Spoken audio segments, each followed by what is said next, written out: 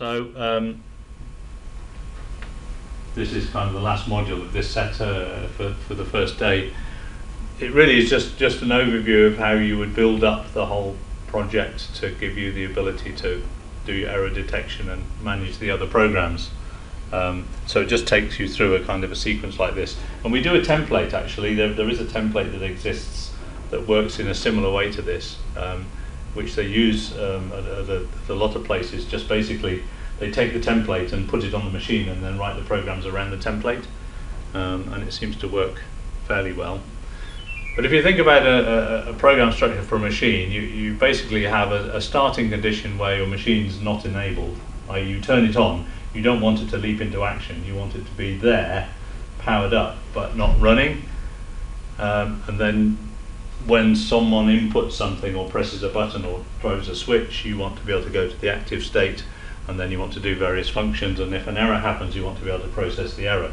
So you can see the boxes there give you that kind of idea.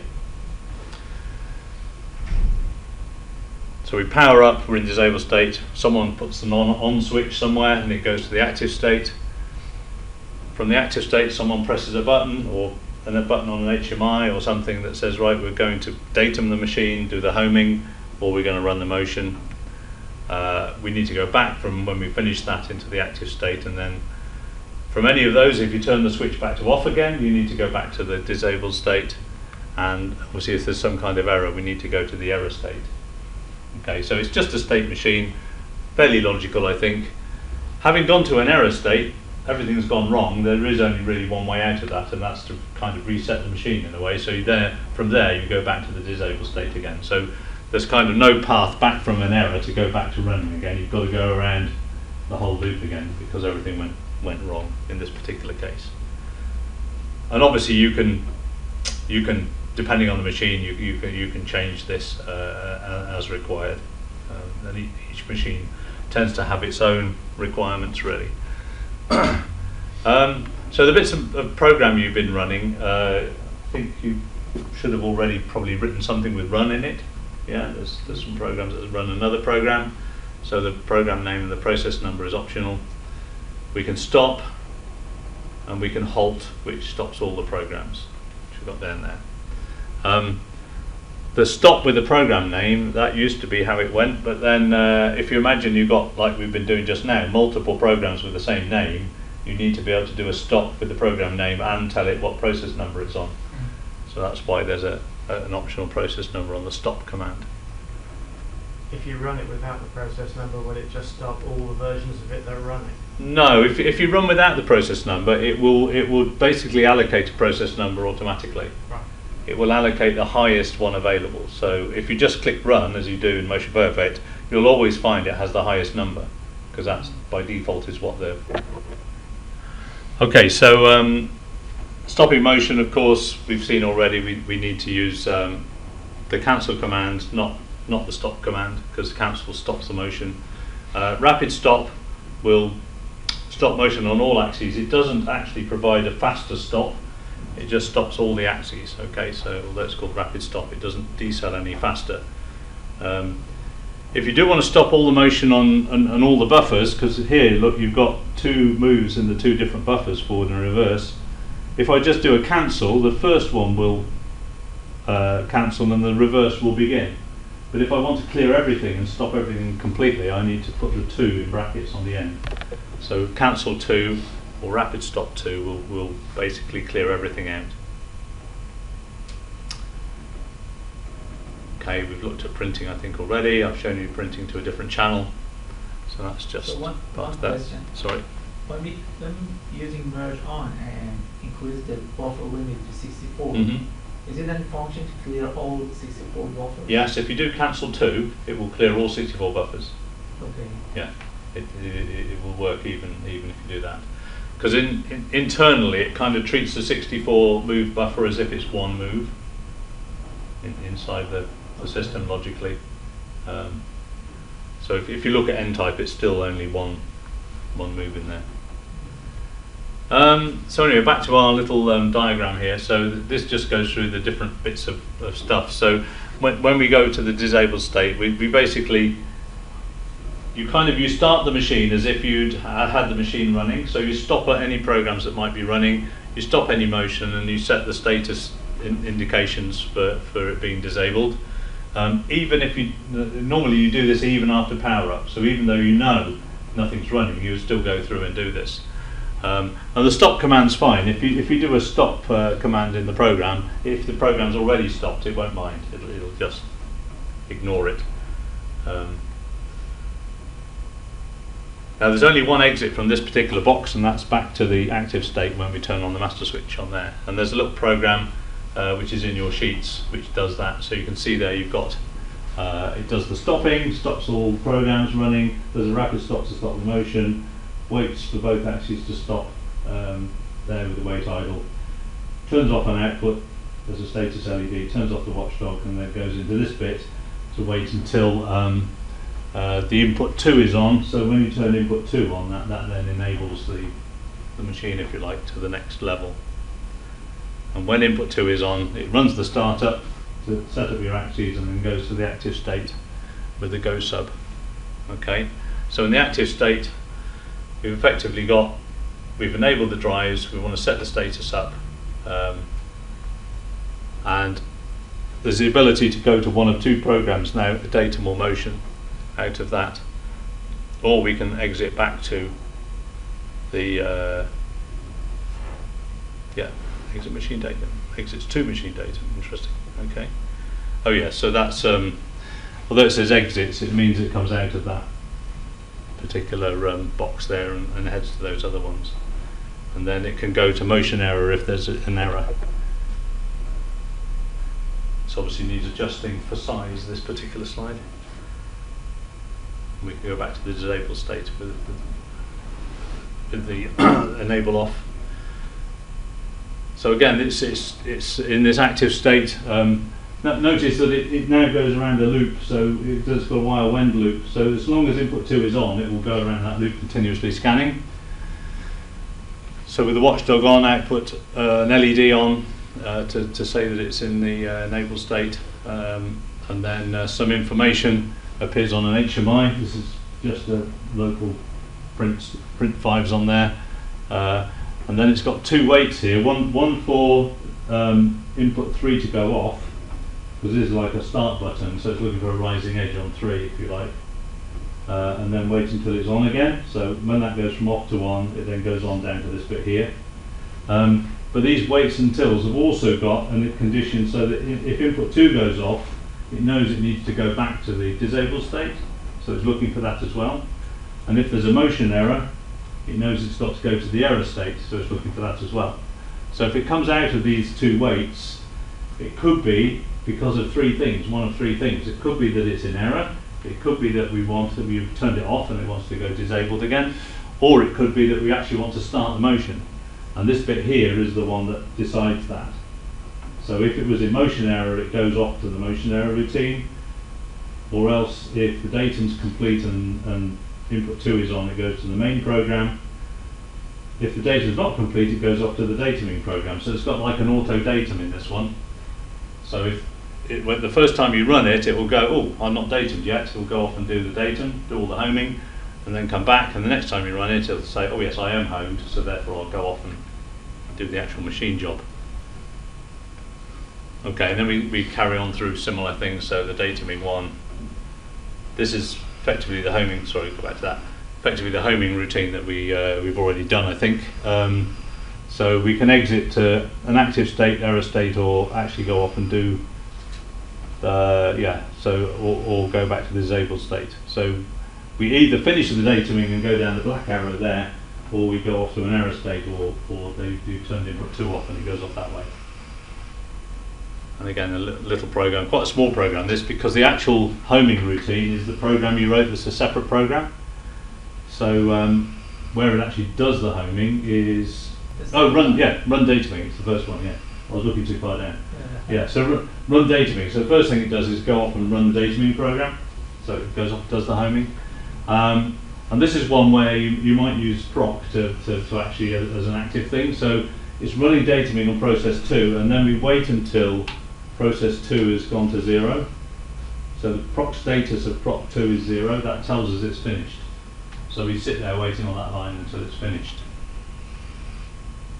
I need to change this slide actually because that is slightly dangerous, that sequence there, because it could be possible you do the run dataming and get to this line so quickly that it hasn't started to run dataming yet. So dataming is already, the status of proc 2 is actually 0 when you get there. That's waiting until it's not 0, so I was waiting until it runs. There is a catch with this. Sometimes it can get caught out, and I prefer now just to put a time wait in instead of doing that, because I've seen that get caught where it either gets stuck there or it comes through without waiting. So yeah, that line there is better as a time wait than doing that complicated extra thing there. Okay, so that's doing the dataming, and then at the end of here, if there's no motion error, if there is a motion error, we go off there, and if there's no motion error, we check into again, and then we go off and return back to where we came from, basically. And then the next bit's the running program, which will do whatever motion it is. We can come out of that back to the active state, or error state, or disabled state. And this bit here is effectively set up. We've changed this now, haven't we? This in your sheets, I don't think you'll find on GoTo. This is a very old command in BASIC. In your sheets, it should say something like select case, or something like that. Because this is like 1960s BASIC, this line here, so I'm trying to avoid it. You can still use it, but it's not what we should have in the training. I need to change the slide. I've changed the sheets. I think pretty sure they don't use on GoTo. But effectively, it's looking at two inputs here, 4 and 5, and using that as a numerical value. So it's either a 0, 2 zeros, or a 1, or a 2, or a 3. So you get 3 numbers out of that. And in this case, with on GoTo, it will go to one of 3 programs, depending on the number you receive from that. On your sheets, it should be, I think, select case, and then it goes to case 1, case 2, case 3. Yeah, it's a case, Yeah. So that's a much more modern way of doing it. Page number 8. Yeah, that's the more modern way, is to use select case, but it's the same effect. You're going to these different programs. So it runs tuning. The other bits here would be populated with other programs, like you've done the other different programs. So you can select which one you're going to go to with that. And again, we're running those on process 2 and then waiting until process 2 is finished before coming out of that to check for the errors. We can reuse process 2, that's fine. You don't have to say every program has its own process number, but you obviously can't run 2 programs on the same process number at the same time. You can run 2 programs on the same process number so long as they're not doing it together. So there's no harm in having the dataming running on 2 and the tuning on 2 and anything else. So clearing the errors. Have you used this one yet, datum 0? I think I showed it first thing this morning and you probably didn't know what I was talking about at all. Datum 0 it's a special case of the datum command. It doesn't actually do any dataming. It doesn't set any position values. All it does is clear the error flags. So if there's any error flags in the axis status, as in for a following error warning or a remote drive error or something like that, it would clear those flags, and then you can reset the axis again and turn on the watchdog again. Other than that, the datum command is what it says. You've used it for homing, but datum 0 is just a special case. There's no homing at all. Do you know the command if you want to 0 an axis, to actually set it to 0? Sidnat does. Anyone else? No, I think I told you. Yeah? Remember what it is? To set what, sorry? To actually set the axis position to 0, to actually do it. Diff pause. Def pause, yeah. So some people think datum 0 looks like it should be setting it to 0, but it's not. No. Yeah, but def pause, defined position, is the one that sets it to 0. Actually, yeah, we can use 0 or any value for def pause. Yes, exactly. We can preset. Yeah. The axis. Exactly. But this, I'm not sure when we use the EtherCAT, is it working or because sometimes maybe we make some Def pos you mean, or? yeah def pose with the value. It should work. Yeah, Yeah, it should work. but I'm not sure I used it or not. But Yeah.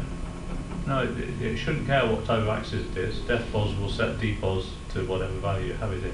because you know how the EtherCAT actually the EtherCAT make it synchronize between the position counter inside the controller, position counter Yeah. inside the drive. Yeah. So But if when you you change something here, when- you need to synchronize. Yeah, with that. nothing happens to the EtherCAT when you do def pos. It's all inside the controller. Okay. It applies an offset. It simply applies an offset okay, to the okay, position got it. sent to the drive. So it's all inside the controller. It Yeah, doesn't, yeah. doesn't change anything inside Yeah. the drive.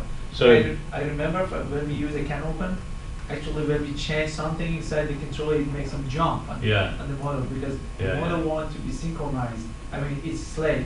It Yeah. should synchronize with the master. So Yeah. when we change yeah. position counter. We went through a lot of that jumping when we were developing EtherCAT, but now it doesn't jump. Okay, It's fine.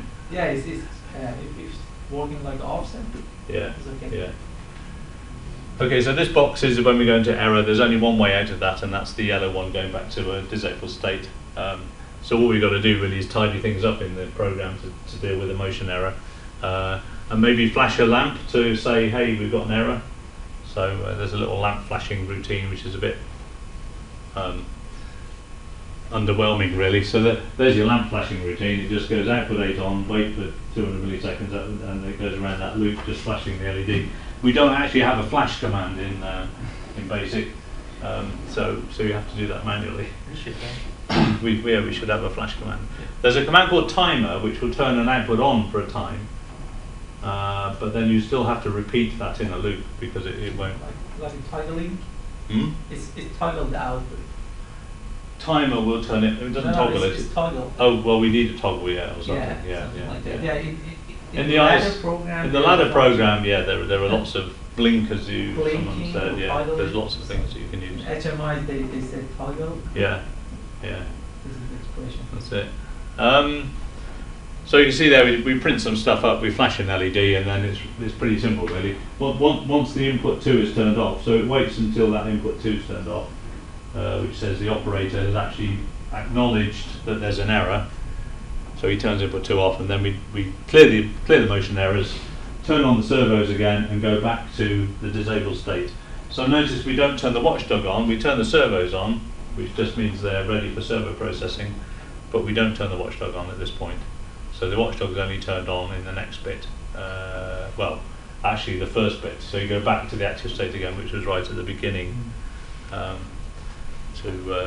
actually do all the enabling.